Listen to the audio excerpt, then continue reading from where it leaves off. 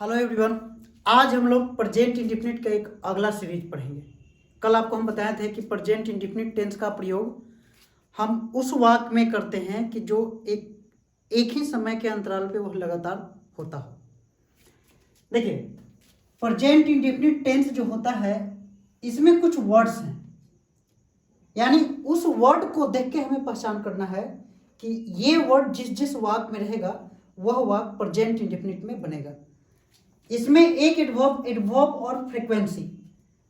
अब फ्रीक्वेंसी क्या होता है, तो देखिए यहाँ पे हम लिखे हुए हैं कि जो फ्रीक्वेंसी होता है वो फ्रीक्वेंट एक्शन को उत्पन्न करता है। फ्रीक्वेंट एक्शन मतलब कि हैपनिंग एट शॉर्ट इंटरवल्स, एक इंटरवल के बाद वह एक्शन वह काम बार बार हो तो उसे बोलते हैं हैपनिंग एट शॉर्ट इंटरवल्स। ठीक है, यानी हैपनिंग मतलब होना, शॉर्ट इन्वर्सल इंटरवल्स मतलब कि एक समय अंतराल पर वो बार बार घटित हो तो उसे हम बोलते हैं फ्रीक्वेंट एक्शन। जैसे एक निश्चित समय पर स्कूल से आना और स्कूल जाना, कोई भी ऐसा काम जो कि इंटरवल में आप करते हैं उसको हर एक 2 घंटे के बाद ये काम करते हैं तो उसको उस तरह के एक्शन को बोलते हैं फ्रीक्वेंट एक्शन। और इस फ्रीक्वेंट एक्शन को शो करने के लिए हमारे पास ये फ्रीक्वेंसी वाले कुछ एडवर्ब्स हैं, यानी ये वर्ड जिस सेंटेंस में रहेंगे तो इसके साथ आने वाला जो मेन वर्ब रहेगा वो फ्रीक्वेंट एक्शन कहलाएगा और इसे हम एडवर्ब ऑफ फ्रीक्वेंसी कहते हैं। देखिए, इसे एडवर्ब ऑफ फ्रीक्वेंसी कहते हैं और इसके साथ आने वाला वर्ब को हम फ्रीक्वेंट एक्शन कहते हैं।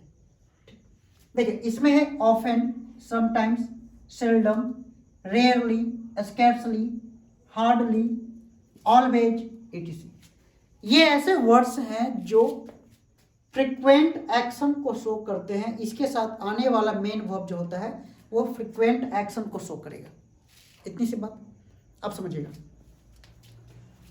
इसमें ये तो वर्ड्स हुए कि एडवर्ब ऑफ फ्रीक्वेंसी, और एक एडवर्ब ऑफ टाइम वाला भी वर्ड होता है जैसे डेली। अगर प्रतिदिन आप कोई काम करते हैं तो उसका एक लिमिट होता है कि हम प्रतिदिन इस टाइम में हम ये काम करते हैं तो उसे भी प्रेजेंट इंडेफिनिट में लिखना पड़ता है। तो यही बात होता है कि एडवर्ब ऑफ टाइम एक डेली होता है और ये फ्रीक्वेंट वाला होता है। अब ये सारे फ्रीक्वेंट वाले एक्शन का क्या है कारण ना, कि यदि इसका हम प्रयोग वाक्य में करेंगे तो मेन वर्ब से पहले इसका यूज होना चाहिए, एडवर्ब ऑफ फ्रीक्वेंसी का। और एडवर्ब ऑफ टाइम बोला जाता है कि यह वाक्य के अंत में यूज होता है, लेकिन अगर मेन वर्ब के साथ साथ हेल्पिंग वर्ब भी आ जाए तो फिर इन सारे का प्रयोग हम हेल्पिंग वर्ब के बाद करेंगे। ठीक है, जैसे इस सब का अलग अलग मीनिंग भी देता है। जैसे हम इसमें एक चीज आपको बताया सिर्फ ऑलवेज के बारे में, फिर अगले वीडियो में हम और के बारे में बताएंगे।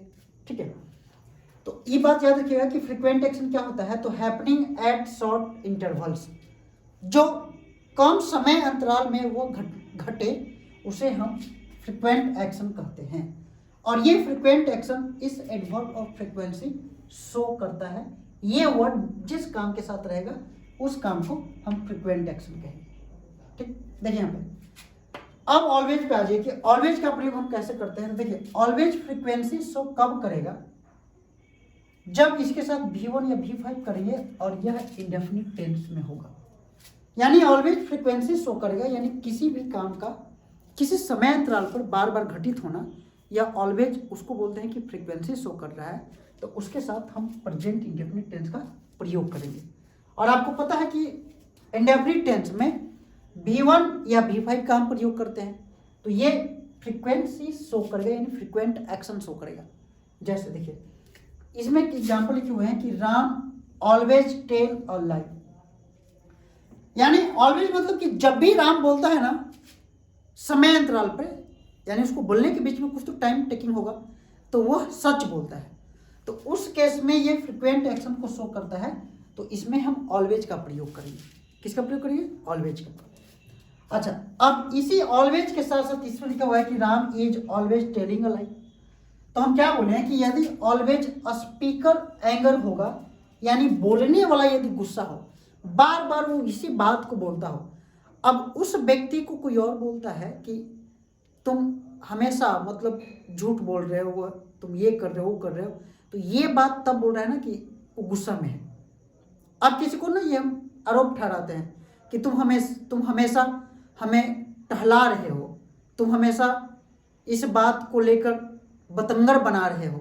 तो इस तरह की जितना बात है ना, तो इसका मतलब कि वो गुस्सा में है, बोलने वाला जो आपसे बोल रहा है ना वो गुस्सा में है, तो उसको स्पीकर एंगर के लिए हम ऑलवेज का भी प्रयोग करते हैं, लेकिन वो कॉन्टिन्यूअस टेंस में होता है।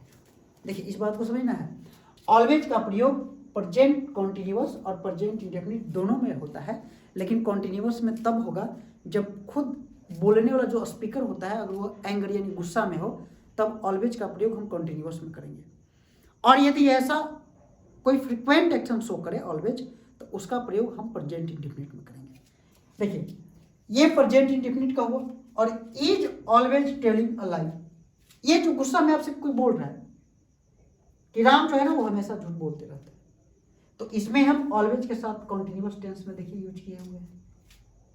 ठीक, और ऑलवेज से दो सेंटेंस हम लिखे हैं कि he always to prove that earth revolves around the sun, और इसका ऑप्शन में है ट्राई। तो देखिए इस सेंटेंस में आपको देखने से क्या लगता है कि ये फ्रिक्वेंट एक्शन शो करता है कि गुस्सा में ये बात बोला जा रहा है। तो आपको पता है, देखिए एकदम ही सिंपल बात है समझना कि क्या बोल रहा है ना कि साबित होगा जो पृथ्वी है वो सूरज के चारों ओर घूमता है, उसको रिसॉल्व करता है। तो ये बात तो एक फ्रिक्वेंट एक्शन होगा कि एक निश्चित समय पे जैसे सूर्य है तो पृथ्वी उसको निश्चित समय अंतराल पे वो गोल गोल घूम रहा है, तो ये फ्रिक्वेंट एक्शन शो करेगा। तो फ्रिक्वेंट एक्शन में शो करने के लिए हमें इंडेफिनिट में लिखना है, तो ट्राई का ही के अनुसार V5 में ट्राइज करेंगे, यानी V5 हो गया, V5 हम इसमें भर दिए।